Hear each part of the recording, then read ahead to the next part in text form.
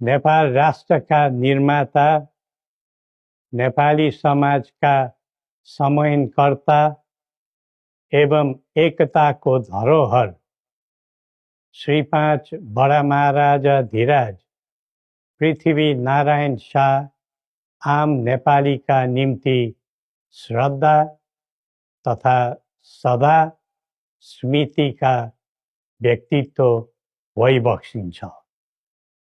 मौसुफको 304औं जन्म जयन्ती तथा राष्ट्रिय एकता दिवसका उपलक्ष्यमा हामी उहाँलाई नमन गर्दै श्रद्धा सुमन अर्पण गर्दछौँ।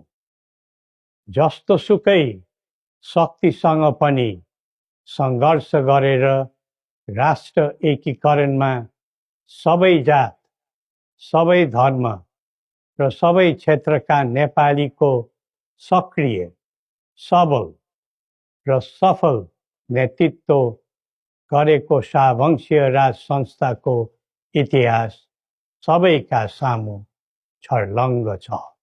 नेपाली जनताको खुसी र समृद्धिलाई नै आफ्नो रुचि ठान्ने शाहवंशीय परम्परा रहँदै आएको छ।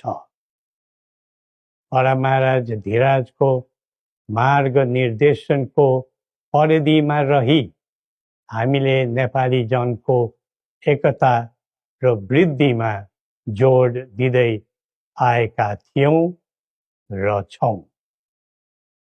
तर कालान्तरमा कतैबाट उत्पन्न अवांछित भ्रमको चपेटामा देश पर्यो। झन्डै 2 दशक अघि शान्ति ल्याउँछौं र आर्थिक प्रगतितर्फ देशलाई लैजान्छौं र स्थायित्व दिन्छौं भनेर सत्तामा पुगेका दलहरूको चाहना अनुसार हामीले श्री 5 र राजदण्ड जनताको नासो जनताकै सुरक्षित संरक्षणमा बुझाइ सहयोगी नियतका साथ राजकाजबाट बाहिरै रहेको सर्वविदितै छ।